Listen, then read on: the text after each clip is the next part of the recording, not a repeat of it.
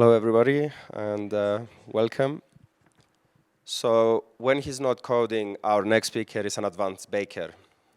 Now, he's here to talk about the power of programs as data. Please welcome Pierangelo Cecchetto.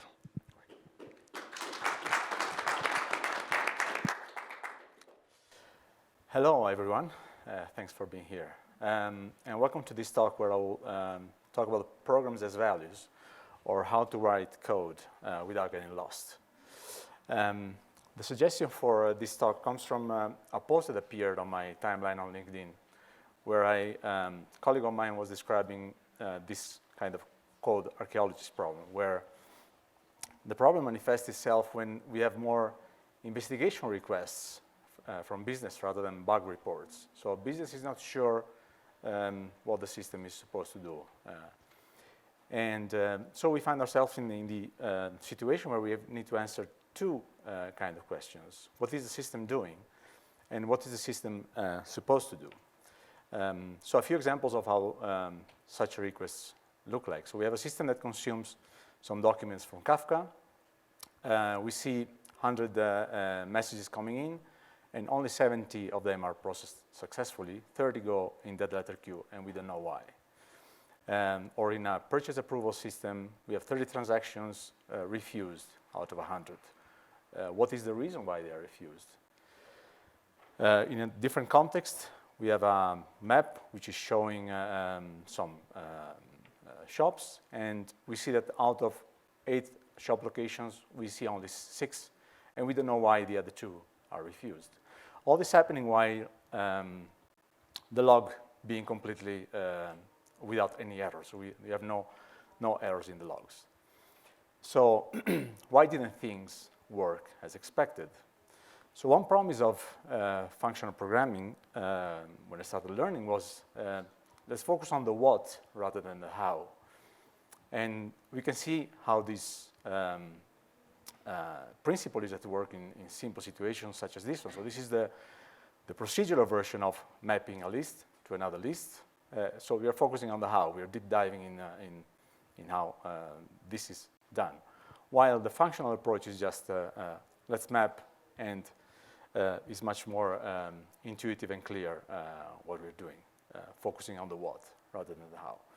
But while functional programming delivers in simple problems such as this one, it falls short when we deal with more complex situations. So we have, for example, we want to write a health check system for any given microservice our team is managing. And this system is connected to Kafka database and to an external application via HTTP. So how would a health check look like? So a straightforward implementation for this is let's write a function that checks the database, checks that we can access a list of tables we are expecting. Then we have another function that takes care of checking Kafka. We have access to all the topics we are expecting to access. And another function that checks the HTTP connection to the external service. And then we need a final step, which is collecting all these 3 functions together, collecting all the possible error messages that we produce, and we produce a bigger list.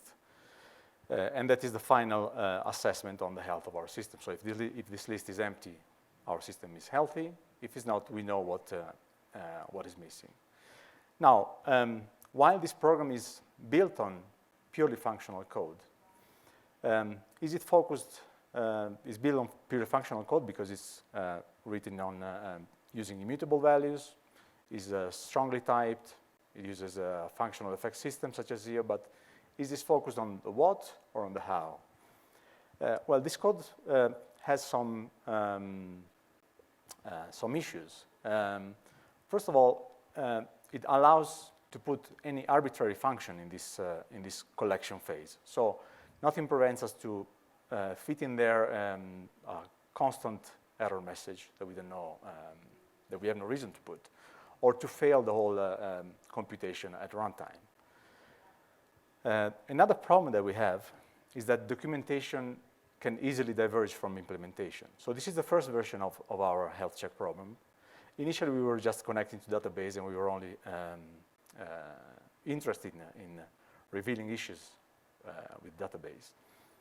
And the comment is aligned with implementation. Then we started adding things. So we had a Kafka check and later an HTTP check, but the documentation is still based on the first version. And when we talk about documentation, we talk about code documentation, but also Confluence documentation, knowledge-based documentation that can be outdated with what our system is actually doing. And another issue that the solution, the proposed solution has is that it's bound to zero. So for such a problem, such as having a standard mechanism of expressing the health situation of our systems, we want to serve equally new systems, new services that we built on Zio tech stack, for example, and legacy services that used to be built using Future and Slick. So we want to be able to express one way the health check and having all our system aligned in their implementation. So we want such an implementation such as the one we've just seen doesn't guarantee any equivalence between implementation. And we want to address all these three problems orthogonally. So we want to constrain what we can do. We want to keep documentation aligned with code. And we want to make the solution stack agnostic. All this in an orthogonal way, meaning that solving one problem shouldn't affect the solution of the other problems. So the solution I propose is to starting defining a language to describe our solution. And the language comes in the form of data structures. So here we want to describe the ways in which our system can possibly fail. So it can fail because of an error condition on the database, on Kafka, and on HTTP level. So this comes as a sum type with three different options. Now we want to build an error condition also from existing error conditions. So we want to combine them together. So we make the type recursive, adding an OR, another term called OR that combines two error conditions. We can express the error conditions we want to reveal in terms of a data structure. So here we built an OR that considers database error situations and HTTP error situations. Now we don't want to build by hand all these data structures like this. This works well with two, but the moment you have three or four, it becomes an unreadable tree. So we had some things to make working this way more ergonomic. So let's add an operator, a function, a method on our base trait that combines the trait with another one through an OR mechanism. And then we define some simple constructor to build the base data structures. So we are ending up building a DSL that allows us to express the same data structure we shown before in this way, which is much more readable, human readable, let's say. This gives also flexibility because you can keep adding conditions as many as you want in the order we want.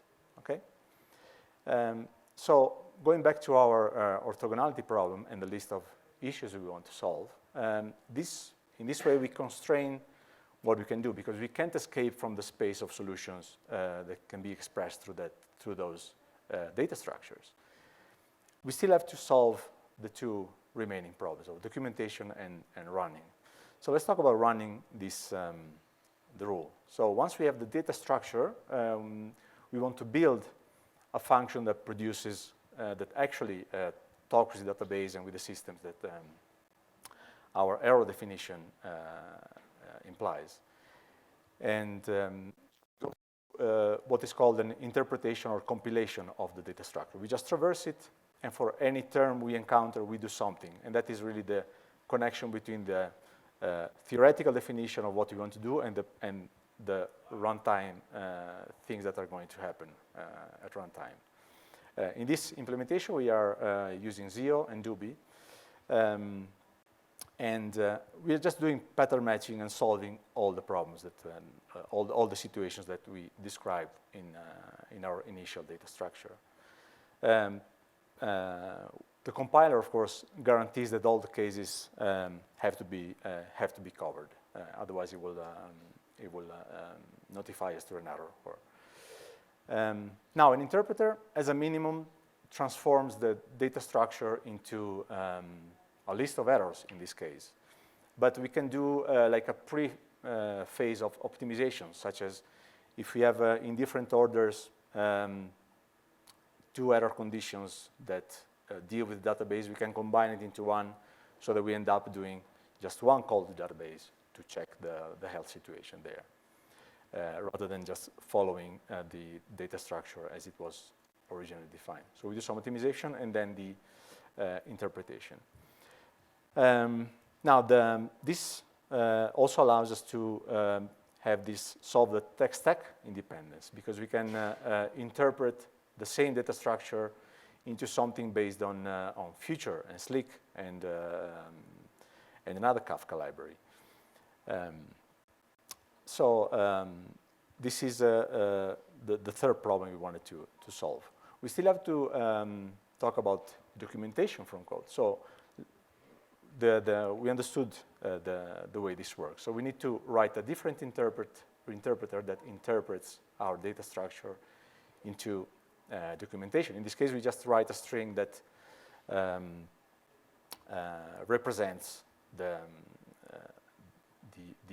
error condition that we define. So we are generating a human-readable representation of this, which can be outputted, for example, when the system bootstraps, or we can put it in CI, or we can put it in, make a LaTeX document out of it, or Markdown, and push it into Git repo from CI. So there are endless possibilities here. So let's look at the 3 problems that we had. So we addressed all of them in this way. And if a new requirement comes, a new requirement can reflect into a new term in the sum type. So we had a sum type, we had a new case for the sum type, we had possibly a new constructor to make things easy to construct, and then the compiler tells us, hey, you have to fix all the interpreters that are covering this data structure. Okay, now that we saw in detail how to deal with this approach in a simple case, let's have a look at a more complex situation, which is similar to what my team encountered recently. So we have a problem of authorization rules for a purchase system. So we want to see if a credit card is allowed or not to perform a given purchase. Okay, the domain model underlying this is pretty standard. So we have a shop which has some categories based on a given country, and we want to see if the credit card is allowed to perform a given purchase in that shop.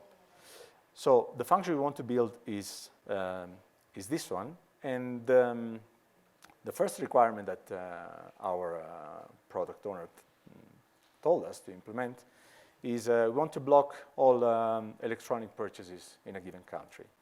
So the straightforward implementation is just going the procedural way. So let's do this.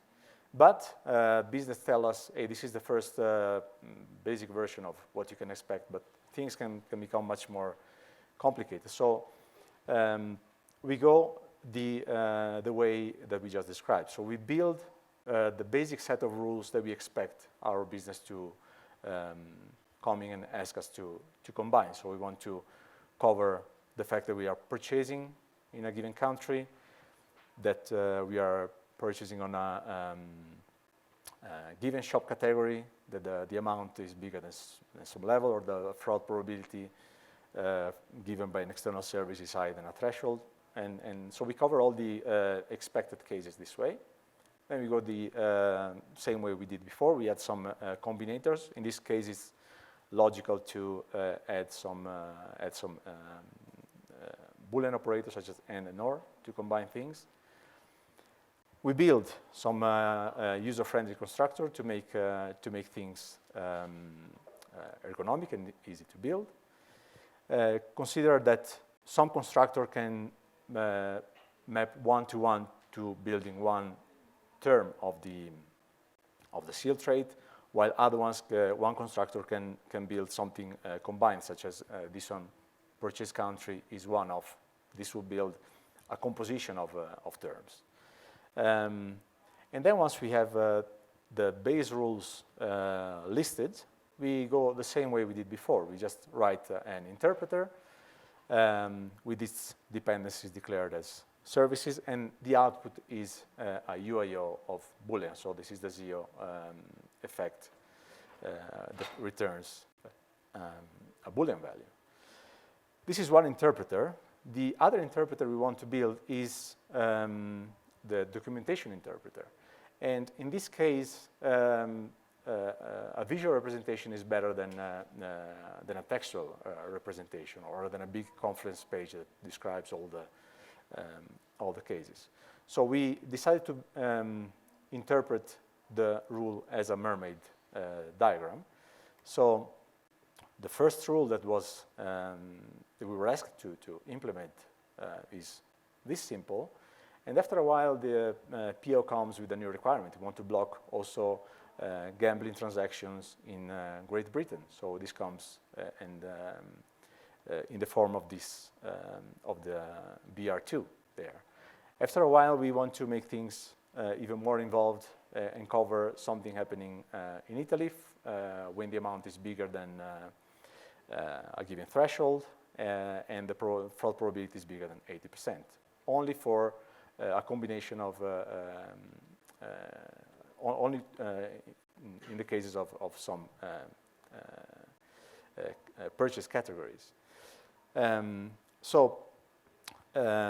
This, when we bootstrap the service, we produce a link to this to the rule that the service is running, and business is always aligned with the rule that the deployed service is implementing.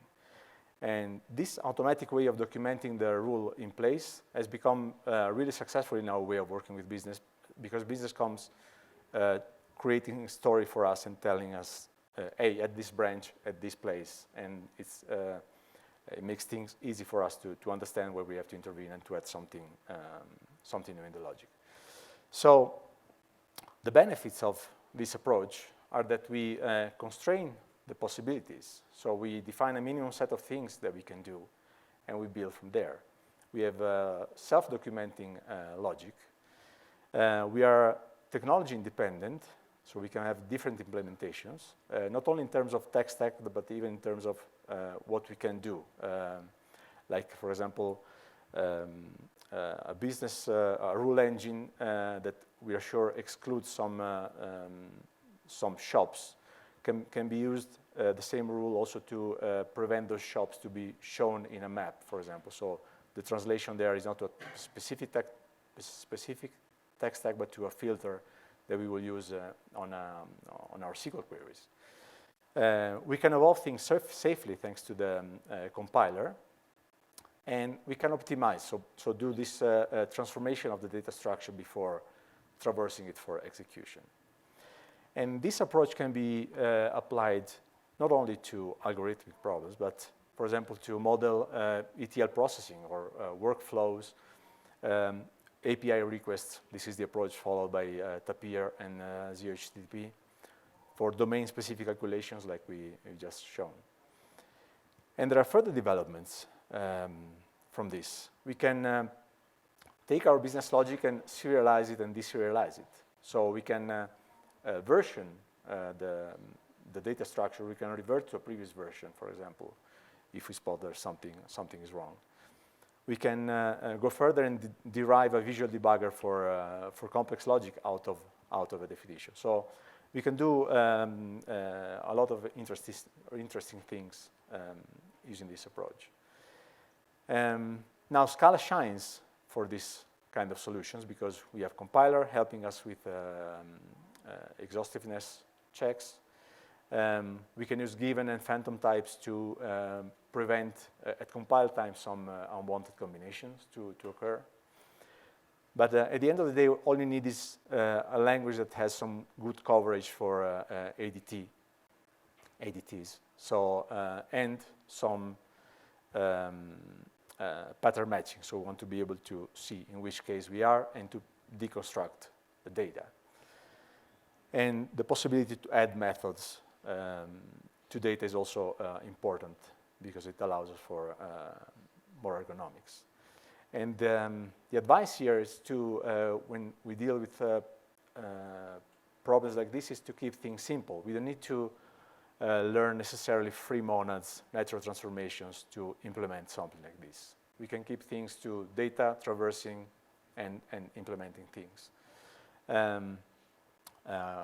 We restrict our operations to a limited set to prevent unpredictable things to happen. And we don't always need monadic combinators to solve high-level problems.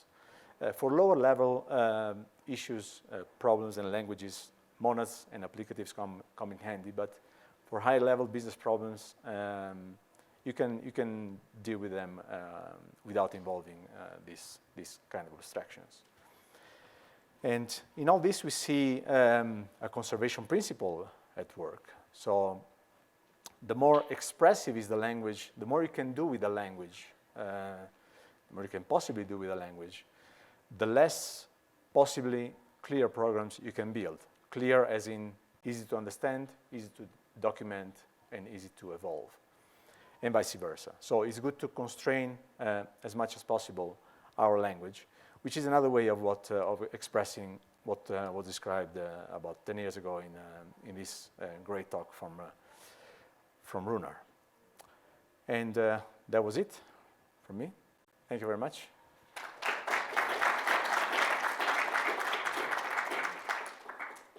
Any questions?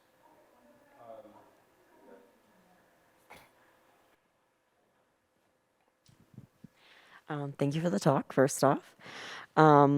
My team actually has a pretty similar, I think, use case in some ways to yours. We also use Scala and Zio. But something that we've run into with this method of solving sort of like the rules issue and things like that is over time, there gets to be a lot of overhead, especially with business wanting to add more complex rules. And I was just curious if you could elaborate on how you sort of combat that and keep the system simple and readable while still allowing business to expand what they want to be able to accomplish. Yeah, so this involves discussion with the business about defining the minimum set of rules that you want to deal with. To keep things evolving, for now, what I've encountered so far is business come with an extra rule, and we translate this in code. But potentially, you could develop an UI, so derive a front end from this and allow business from UI to produce the serialized version of your business rule, and then you decode and you have your data structure, you interpret it, and everything is done. You can potentially write a simulator for business to check that what they wrote makes sense. So yeah, I don't have maybe our rules are not so complex to make things unmanageable. So for now, for us, this is working well. But those are things that I could think of in case it would evolve further. Yeah. Time for one short question, so I hope it's short. Can you talk a bit about when you, what kind of problems you see it necessary to start introducing higher kind of types, or God forbid, like recursion schemes to interpret these? Yeah. I wouldn't know when so introducing higher kind types in the rules, in the basic rules themselves. Yeah, I can't think of cases where to express a business need you have to go that way. I think you might need higher kind types for other lower level problems, such as I was heading I think ZeoSchema, for example, uses higher kind types for some to express some operation, but that's definitely under the business needs. So yeah, I couldn't think of situations where you need this this kind of more esoteric approach. Yeah. Much. Thanks.